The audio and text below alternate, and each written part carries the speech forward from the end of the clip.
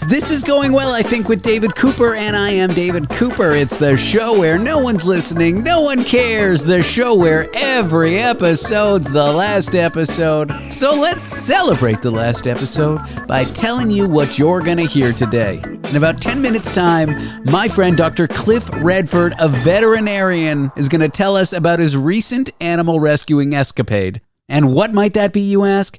He circumcised a raccoon, that's right, for its health, not for fun. So that and other fun veterinary stories, and afterward, I will have a relationship expert, a counselor on to tell you why it's such a bad idea to lay next to your significant other while you're both on your phones. You're not doing a togetherness activity apart. You're making things tough, and we'll find out why. Before all that, an update from our very British friend Tony Five in a segment we call The Seaman's Alive with Tony Five. Tony is on a cruise ship somewhere in the Mediterranean. We're going to get an update from him. But first, this.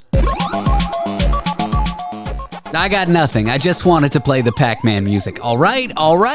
And now The Seaman's Alive with Tony Five. Day 6 on the boat, Tuesday, April the 30th. David Cooper, this is Tony Five, live from Naples. That's right, it's the birthplace of the Napolitan pizza and the pizza margherita. Also a massive office stationery store, which I guess is all over the US, right? Naples. It is wonderful. I'm looking outside, I'm looking at... I believe there's a KFC over there. I'm going to go there in a bit. Anyway, it's pretty nice. We're here for about 6 hours. We've docked. Beautiful city, David. Beautiful city. Last night I met an Australian. Actually, very, very nice. Some great tattoos. We chatted away. We drank and we went to the casino. Obviously, I don't drink. I had Diet Pepsi. But yeah, it's going all well. How are you, young man? You don't really reply back to me, which is irritating, but refreshing. It's all going well. I hope the listeners are enjoying this ridiculous segment. I still hope you're playing my soundtrack, and I'll be back later with an update of Naples. Long live the Queen of Italy. Bye-bye. Yeah, I know I'm not there with you, Tony. That's how recordings work. I'm fine. Part 2 of Day 6. Good morning, David. Good morning, listeners. This is Tony Five, live from the ocean waves. Day 84. And we're doing well. We're on our way to Firenze, or Florence, as the French say. Lovely evening, actually. It's apparently going to be a little bit more stormy tomorrow on the waves, just like Trump. Satire, political satire, people. That's right. Fucking multi-talented, baby. That's what I am. Met a lovely girl from Alberta today, which apparently in Canada. Didn't think it existed, but fair enough. She owns some sort of lash company. Very nice looking girl. We'll try and get on that later on. A little bit of a hello to a listener. We've got Josh from somewhere and Melissa from somewhere else who've been in contact with me and are loving the adventures on the ocean breeze. It's been going well. Today's been good. I know a lot of you have been waiting out for Tony V's mum. But she's doing cocaine on the top deck. So possibly tomorrow we'll get a hold of her and she'll say something insane. But no, everything's going well here and loving life at the moment. So wishing you all a very Merry Christmas and we'll speak to you guys tomorrow. Congratulations. This is Tony Five, live from the ocean. And there you have it, The Seaman's Alive with Tony Five, live from the ocean. And by live, I mean recorded on his phone and sent to me over email. And now, a couple stories of the day. Good evening, listener. Singular intended. I've got a story that might make you wonder if the digital world is having a bit of a spiritual crisis. There's this Catholic group, right? Catholic Answers, they're called.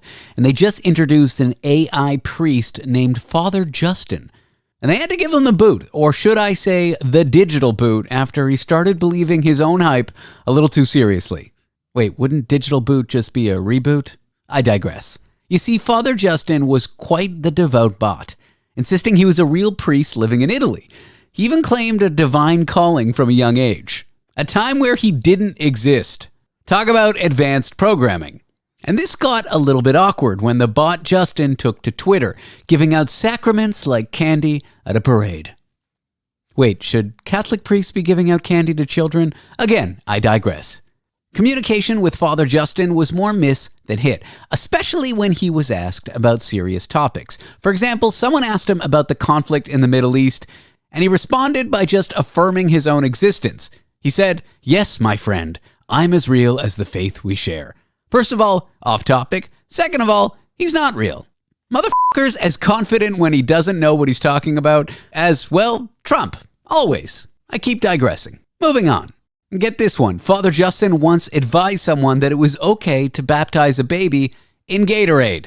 I guess when you're out of holy water, you go for the next best thing. Holy electrolytes.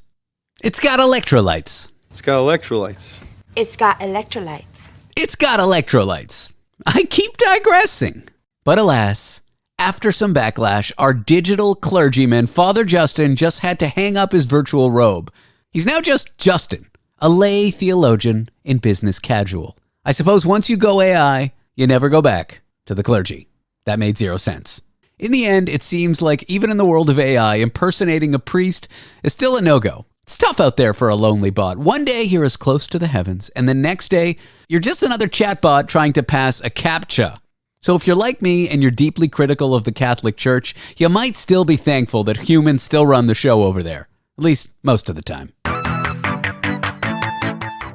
All right, buckle up for this one. Lest you get charged with any driving infractions, a Belgian man was recently cleared of a drunk driving charge. Not because he wasn't drunk, but because, hold on to your hats, his body manufactures its own alcohol. So let me paint the picture for you. It's April 2022, and a man gets pulled over in Belgium. The cops whip out a breathalyzer, and this guy's readings are so high you'd think his car was running on vodka. But here's what really went on. He suffers from auto brewery syndrome, or as I call it, homebrew belly. Apparently his stomach's like a microbrewery, except tours are terrible, the hangovers are involuntary, it stinks like gas everywhere, and every time you visit, you get burned because of stomach acid. I'll stop. The rare condition turns ordinary carbs into party juice. Ethanol, yes, that's the same stuff you put in your car and your Cosmo.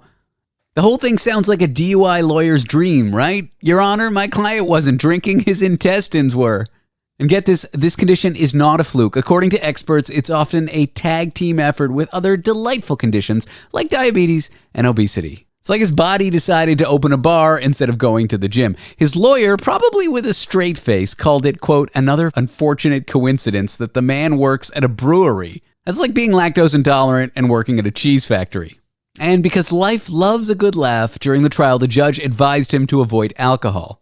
I mean, should he also avoid bread and cake? Maybe just lock him out of the grocery store altogether.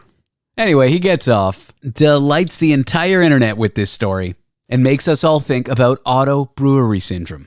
A situation so rare there are less than 100 reported cases worldwide. Doctors say it's likely underdiagnosed because, let's be honest, how often do you think to blame your gut flora before getting sloshed? So the next time you feel a bit tipsy after pasta, maybe don't jump behind the wheel. Now, cheers to the human brewery, a Belgian man, and may his liver find some peace. All right, it's the moment you've been waiting for, and you just have to wait for it another few moments. Dr. Cliff Redford, a veterinarian, is going to walk us through some wacky pet stories, his veterinary documentary, but most importantly, the time he circumcised a raccoon. And again, I repeat, not for fun, for its health.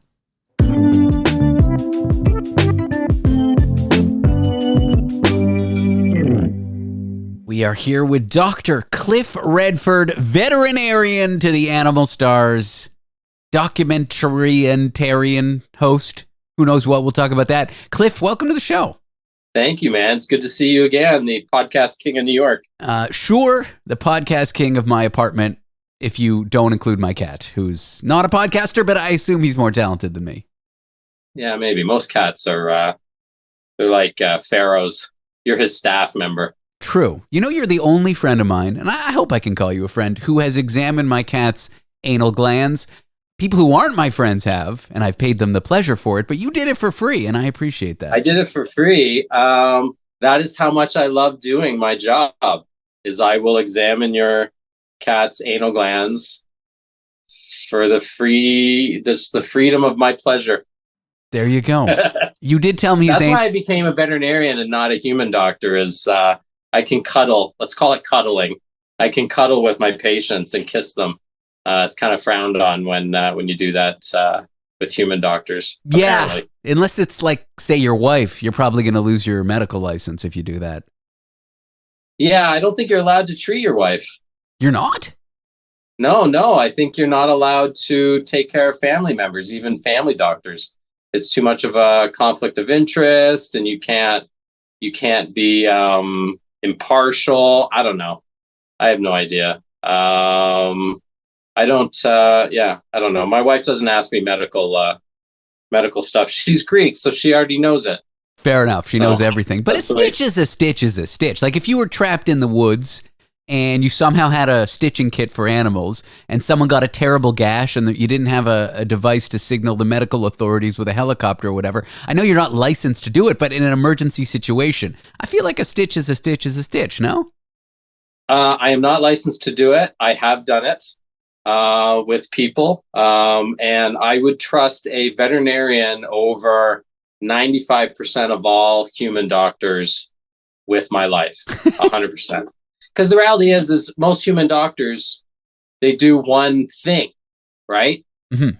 Even if they're if they're a surgeon, they're a good surgeon, but don't ask them to diagnose, a urinary tract infection or, look at your blood work and to see what your cholesterol is like. But veterinarians have to do all that stuff. My father's had all kinds of heart issues. My mom's had health issues. And they send me their reports and I talk to their doctors and basically translate from medical jargon into, for my dad's case, accountant jargon. Veterinarians, there was a great article years ago when The Walking Dead was big and popular, and the Ontario Vet Medical Association did a list of the top 10 reasons you would like a veterinarian on your team during the zombie apocalypse, because there was that one guy, Herschel, who was a retired veterinarian. And they went in and talked about, we're natural leaders and we're able to handle things under stress and we can keep the food animals healthy. But it was also, if you have a medical emergency, 95% of the time, the veterinarian's better than your run-of-the-mill human doctor. Two things there. One, the Vet Association sounds like they have a good sense of humor. And two, not only do you do a little bit of everything, you do a little bit of everything across widely different species. So you you know what a pancreas looks like in 100 different animals. If they have pancreases, I don't know. Yeah, everything but the birds, but the mammals too, sure. The birds. Yeah, no, it's absolutely right. And I mean, as you know, I've been doing some wildlife volunteer work the last 6 years, and I sort of retaught myself after it's been 26 years of university. So after 20 years of university, how to fix birds' broken wings and do emergency surgery on deer. And I'd basically be able to look at the bird and say, okay, well, this is a cat. This is what I would do. And what I understand of comparative anatomy, I can just kind of switch things up. I can wing it. And a human is just a hairless dog, really, that's less likely to bite and maybe more likely to hump you, but depending on the animal. Less likely to bite, more likely to sue. I've seen you do work on birds because I've seen a documentary that you have done, which we'll get to in, 10, 15 minutes. I've also seen your daughter give mouth to mouth to a bird, which was deeply upsetting, but I'm glad the bird survived. Yeah. But I want to talk about your work on animals because when I sent you an email to book you on the show, you're like, what the hell are we going to talk about? And then you told me that you had just the story about some work that you did on a raccoon. I want to talk about this raccoon. Let's set the stage before we talk about what you did to help this raccoon. Tell me about the raccoon. How did the raccoon come to your, possession or into your office? Tell me all about it. So with this wildlife place that I volunteer at once a week, they have various foster homes. And this one friend of ours, they've become friends. They are the raccoon fosters. They've got a couple of raccoons that live with them that have special needs, so can't be released. And those raccoons act as surrogate parents for the newborn raccoons that are orphaned. newborn raccoons do better when they have a mama raccoon to cuddle up with. They nurse better, things like that, right? They put on weight better. And one of these raccoons, well, basically I had to circumcise him, which for a goy like me is a tricky thing. I watched Fiddler on the Roof. I figured I was in the right zone. And so the issue with this raccoon, and he was a couple of years old. He obviously lived with these guys, and he could not be released due to these special needs that he had. One of his special needs, air quotes, is that he either had a small penis or a large sheath, penile sheath, kind of like the foreskin. Okay, so wait, it was a couple years in? You're not going to get your honorary veterinarian Moyle certification because it has to happen at 10 days, the bris. No, I'm sorry. This was a well, you know what? Raccoons age differently than us, so I think I'm still okay. Good. All right. So rabbi-approved surgery. Yeah. So he was repeatedly getting these nasty penile infections and these tissue infections, and even the little hole, the urethra, was closing up, and he was causing these major problems. He was getting these fistulas, basically, and so finally. Again, I just watched Fiddler on the Roof, and I decided we got to take a little nip off the tip. Nip off the tip. Fistula. I hardly knew Yula. Okay, please keep going. Please go. I had to. There you go. Wrecked him, darn near killed him. And yeah, I basically shortened the sheath because apparently he did have a small penis, and it worked. I couldn't believe it. I mean, halfway through, the family's there, these caregivers, and of course they're joking, saying, "You've never done this before, have you?" And I'm like, not only have I never done this before, I don't think anyone in the history of the world has done this, because I would have heard it. And so, yeah, I think forget about being the dog whisperer. I am the raccoon circumciser. Well, there are rare cases in humans. Maybe the foreskin's too tight. I actually don't know the medical reasons, but I know there's rare cases where babies, even if the family wasn't planning on doing it, need circumcision for medical purposes. So it would stand to reason that animals can be rarely in the same boat. Yeah. I mean, that's what I figured. And you know, I joke that it's a lot easier taking things apart than it is putting things back together. You know, like amputating is easier than trying to repair a shattered bone, let's say. And so I just did that. I just took something apart instead of trying to stitch it back together. And I don't know, he seems fine. So after healing up Rocky Raccoon, Freedy the Raccoon, I don't know, I'm not a Beatles fan. Rocky the Raccoon can now pee. He won't get fistulas. He's in good shape? Yeah, I'm pretty sure his name's Abraham, but yes, he's doing great. My big grandfather's name, although I've recently run this by my dad and he says it wasn't true, but I remember my grandfather saying it to me. Regardless, it's a fun story whether it's true or not. My grandfather's name when he was born before World War II was Adolf, and before he died in the 40s, you can imagine, he changed his name to Abraham. I do wonder if this raccoon's name was Adolf and it's now Abraham. Yeah, maybe. I don't know. It's all German to me. I couldn't understand what he was saying. So a heartwarming story that runs through the trail of disgustingness and inappropriate jokes. Honestly, exactly my kind of story, and thank you for sharing it. My pleasure. It worked out very well. You also have a documentary, which I alluded to but minutes ago. When we come back, we're going to hear about it, because I saw the premiere of it, or maybe not the premiere, but I saw a screening of it in New York, and I loved it. And I want to talk to you about it and tell people about it. So I'm here with Dr. Cliff Redford. He's a veterinarian. Stay with us. I will be back with him.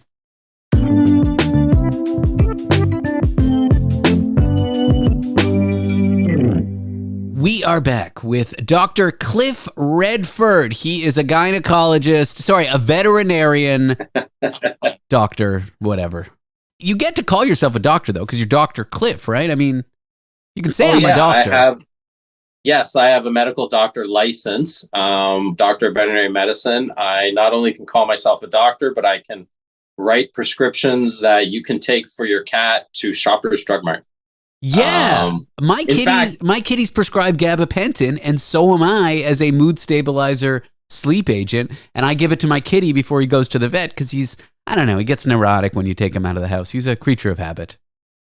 Yeah. In fact, I had years ago, my sons are now 25. So when they were early teens, one of them needed to have his wisdom teeth out. And then the doctor prescribed Tylenol 3, which contains codeine, which is a controllable substance.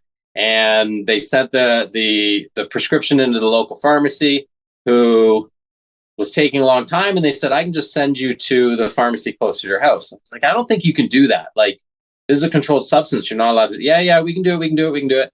So I was like, all right. So I went to that pharmacy by the house, and we're waiting. And she basically says, I'm sorry, we can't do this. You got to go back. And I was pissed. I was annoyed. My kid was in pain. I was annoyed. And I finally said, you know what? We don't need it. I'm just going to write a prescription for my dog. My dog needs Tylenol 3. And I said, I'm a veterinarian. She said, show me your license. I showed her your license. And she's kind of rolling her eyes. And she's like, all right. And I said, can I borrow like a prescription pad? She's like, yeah, no problem. And then I said, can I see my son's prescription again? Because I didn't know the dosaging. And so I ended up writing my son a prescription, but I put it under my dog's name, Snuggles Redford. So he ended up taking meds for Snuggles Redford, and he did great. Should you be admitting this? No, I mean, it's too late. I don't care. I guess he was. I mean, the route of getting it may be dubious at best, but it's not like you gave someone who was not prescribed the drug. You know, I'll take my chances. They knew exactly what I was doing, and as long as I wrote a prescription for my dog, they were fine. When my clients find out that we occasionally prescribe sildenafil, which is Viagra, for our patients, they ask if we can write Viagra prescriptions for their dog, knowing that they're going to take it themselves. Wait. Why would pets need Viagra?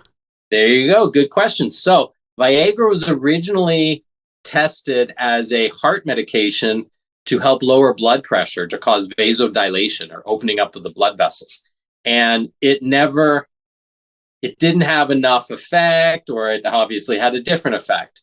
So as soon as they realized it had this different effect in people and caused or helped with erectile dysfunction, they realized we can make a lot more money on this anyways than we can on some heart drug. But in dogs and cats, it does not cause erectile abnormalities because of the muscle and the vessels within the penis in the dog and the cat are different. So they don't react to the Viagra. They don't dilate. But I have a few dogs with heart problems that have thoracic hypertension. So hypertension specifically in the chest cavity.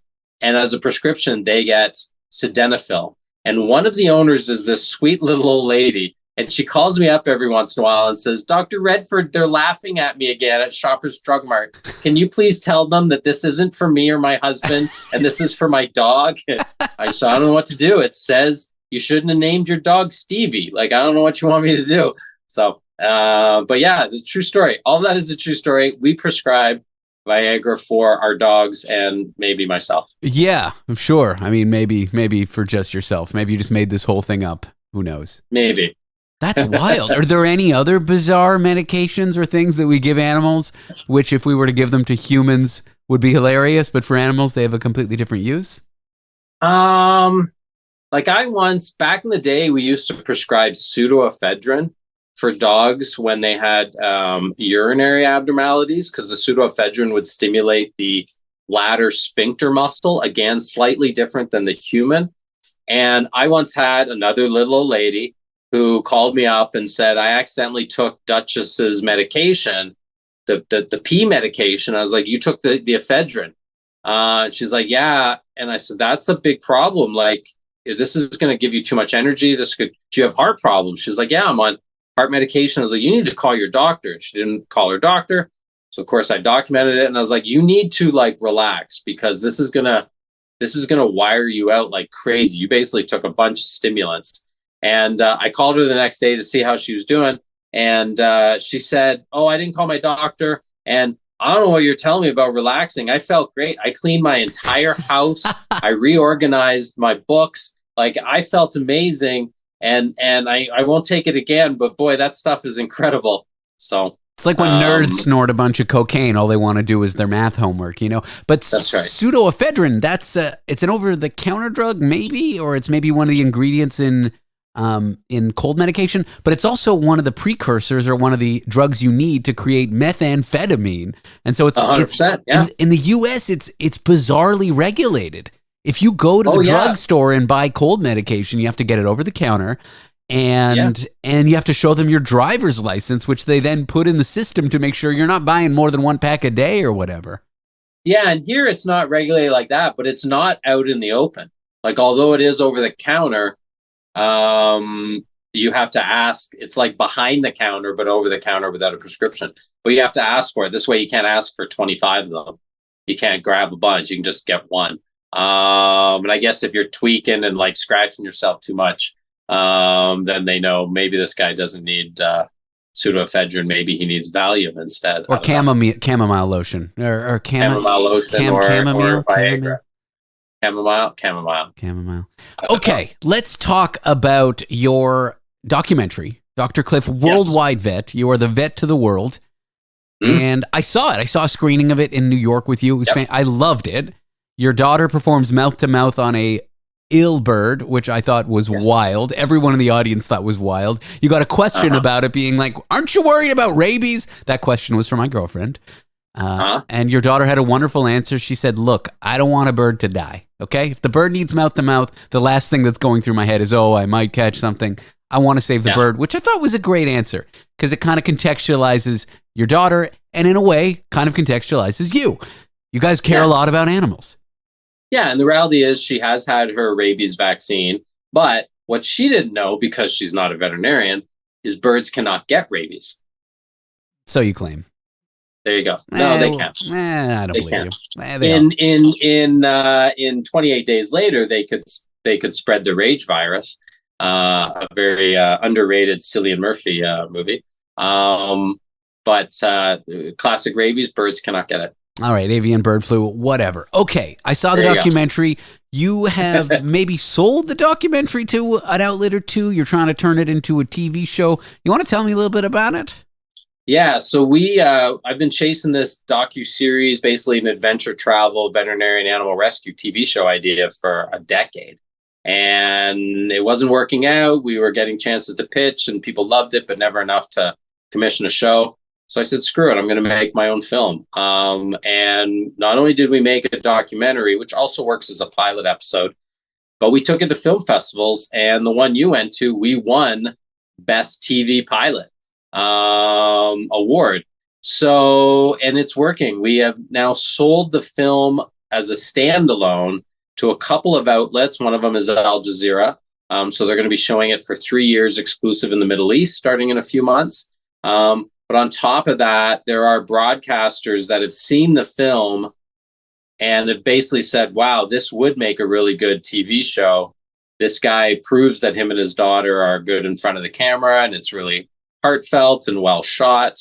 So we're looking to start pitching this idea formally. I think you'd be great as a vet on a reality series, especially the dynamic between you and your daughter. Can I talk about the ending? Can I spoil the ending for folks with the monkey, the baboon, whatever? Or would you prefer I not? Yeah. So at the end, you're in India and you happen upon, was it a monkey or a baboon? It was a monkey. A monkey that it was a rhesus monkey. A rhesus monkey that had been electrocuted, I guess, hanging out by a transformer, maybe power lines. It was in bad shape. And when you got there, unfortunately, the monkey passed. So your goal sort of was, and you succeeded in the goal, to just make the animal as comfortable as possible as it passed, which was a touching scene, like tear-jerking. But then at the end, you show your arm. There's this question that arises. I don't think anyone ever says it, but it's like, did this monkey, this animal that's our not so distant cousin, did it die in vain? And so in the end, you show your arm and the movie ends. But your arm has a tattoo of the monkey, and it's so wonderful that you memorialize this death, this very sad moment, so that it sort of gives meaning to the death. But you don't have a voiceover that explains what the tattoo is, and it wasn't clear to me what the tattoo was. Can you please change the ending to have a voiceover? You know what? We'll put that in when we sell it. We'll add that to the pilot. It will become a thing that if we do have a docuseries, that I'll be getting more tattoos in these different places I go. I have this turtle tattoo, which is when I did work in Panama with a turtle rescue. When I went to Ukraine during the war, I worked with a military unit in Kharkiv.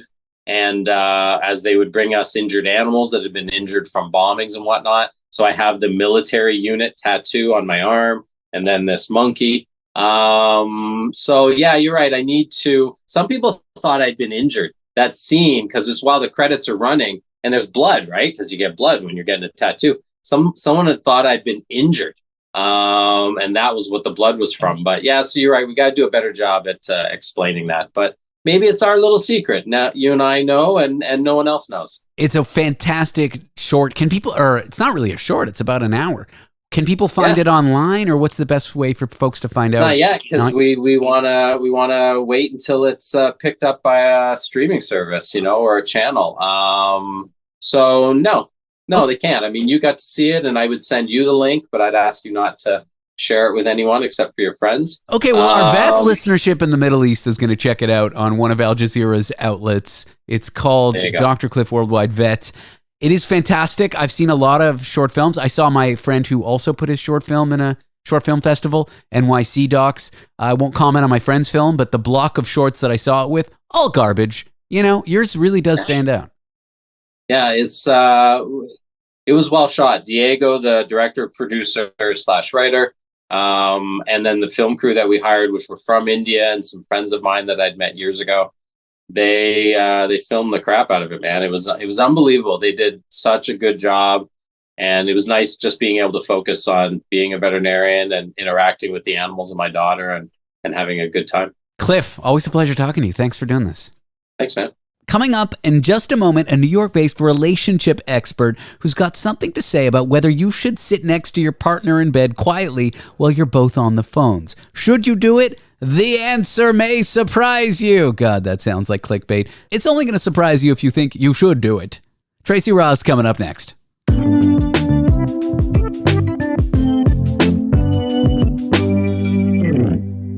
And we are here with Tracy Ross, a New York-based counselor with a nationwide practice. She helps couples, families. She's a relationship expert. Tracy, first of all, welcome to the show. Thanks for being here. Hi, thank you. Thanks for having me. Oh, I'm really excited because I have long been an advocate for something that I recently read that you are an advocate for, but for different reasons. I think you should plug your phone in away from the bed, in the other room, and I've always done it for sleep hygiene. Because when it's there, I reach for it, the blue light, it keeps me up. Even just knowing there could be notifications, I grab it, I know it's there. I can't sleep even if I'm not on it. And so I gotta just get it out of the room. When I brush my teeth, I plug my phone in the living room, and then I retire to bed. My girlfriend, however, is on her phone at night, and it may not be a good idea. Do you want to tell me why? Yeah, I would love to tell you why. So I am a couples therapist. So couples come to me when they're in distress, right? Like, let's just get that out of the way. And a big complaint is no time to connect. They've lost their connection. They've lost their intimacy. They're not having enough sex. They're fighting too much. And when we try to kind of unpack that and go for the practical side, the number one answer is, well, we don't have time. We have no time. We have no time to connect. We used to when we were dating, but now there's work, there's kids, there's families, there's events. And what I try to help people understand is that it doesn't take a lot of time. A little can go a long way. And if you're getting into bed at night and you're both on your phones and not interacting, like when all the rest of the noise of your life has kind of gone away for the moment and you have your time to chill out and that's what you're doing, it's a missed opportunity. It's just a missed opportunity. Sometimes I work with couples. I say, just spend 5 minutes, literally 5 minutes, put your phones down and just talk. Just ask each other how your day was. I mean, if you want to do more, great. If not, just see what that's like. And you know what? The answers are, it makes a difference. So I see this as a real missed opportunity at the lowest level, right? Got it. So you're laying in bed, you're both on the phones. This is not a behavior that actually connects one another. It's a behavior that maybe isolates one another, even though you're next to each other?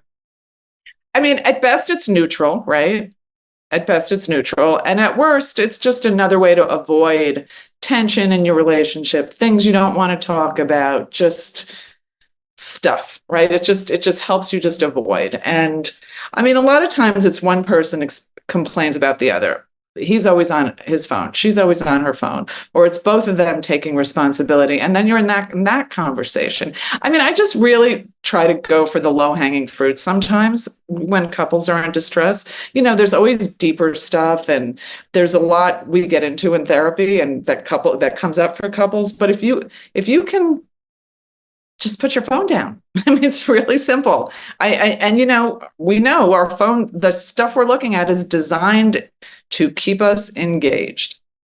It is. And it is, right? It's hard. I mean, I do it. It's not like anyone's immune to it, but there's such power in, just tuning into your partner for a few minutes every day. More time is better, but there's such power in, like, when you're talking to someone and they're distracted and they're not really with you, it doesn't feel the same. I also hear these answers. Well, I asked you about your day. I know what happened. Or, that's when someone's really there with you. They're present.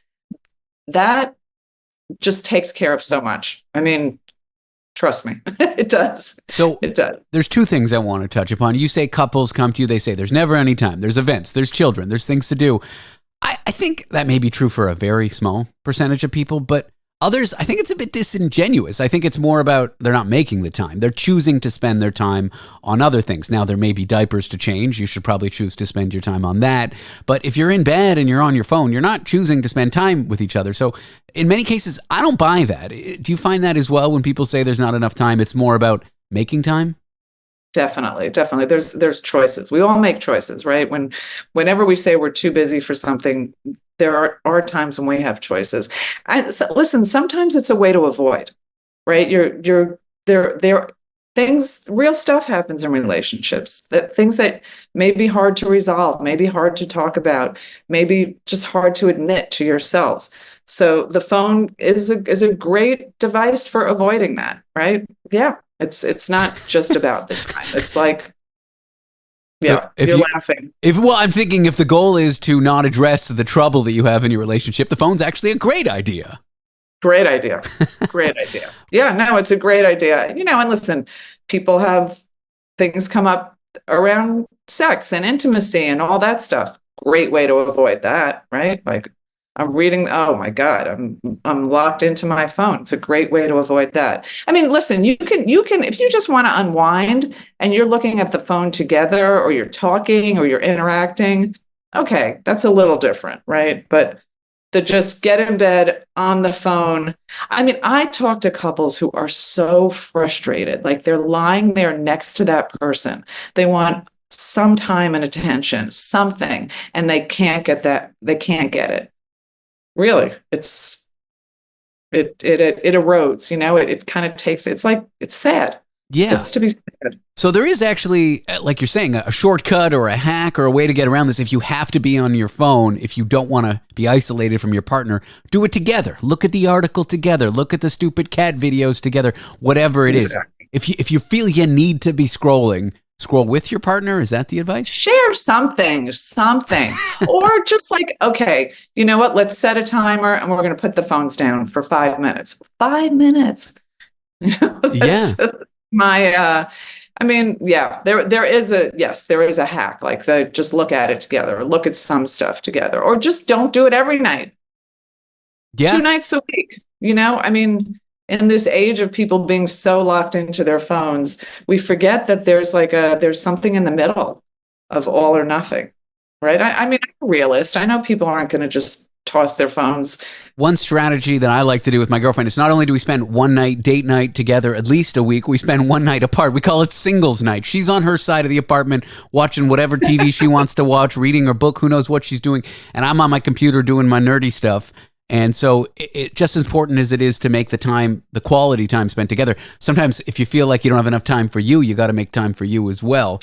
Yeah. You know what I like about what you just said? Like, there's intention behind that, right? It's not just like, let's see what comes at us and hope it works for our relationship. Like, there's thought and intentionality behind, like it's paying to your attention to your relationship in a particular way. Like we need time apart, we need time together. Let's make sure that we have both of those. I really like that. Can't take credit for it. I'm an idiot. It was her idea.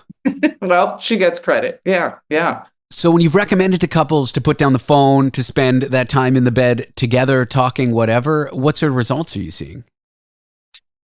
Less tension, less fighting about little things. Like, in a relationship where there are these things that come up that can either result in a big argument or like kind of nothing, like choice points, right? There are choice points that more of those moments that could go either way are going the better way. It's like more goodwill, more feeling more seen by each other, feeling more connected, feeling more like less anger and tension. I'm thinking of one couple who literally did 5 or 10 minutes every night, and the tension went out of the relationship. And then, not that there wasn't other stuff to deal with and deeper stuff to deal with, but that kind of allowed them to do that. If you always just have to put out the fires, you can't get to the stuff you may be avoiding. I got it. So the big takeaway is put the phone down. And when you talk about feeling seen, I'm getting acid flashbacks to the fights I used to get in with my ex-wife, but I guess she's my ex-wife for a reason. Yeah. Tracy, thank you so much for going over this article with me. It's really interesting. You're so welcome. Great to talk to you. And maybe I can convince my girlfriend to put the phone down. And it's not a complaint on not spending quality time together, because we do that. It's just a complaint about blue light. So I feel like it's good for sleep hygiene. It's good for your relationship. Get the phone away from the bed. That's my advice. Awesome. Thanks again. You're welcome. Tracy Ross, she's a New York-based counselor with a nationwide practice. She helps couples, families, and she's a relationship expert. That's our show. Thank you for listening. Tomorrow I'll be back with more of whatever this is. And if you have an idea of what this is, just let me know, because seriously, I have no idea what this show is. But as always, thanks for tuning in.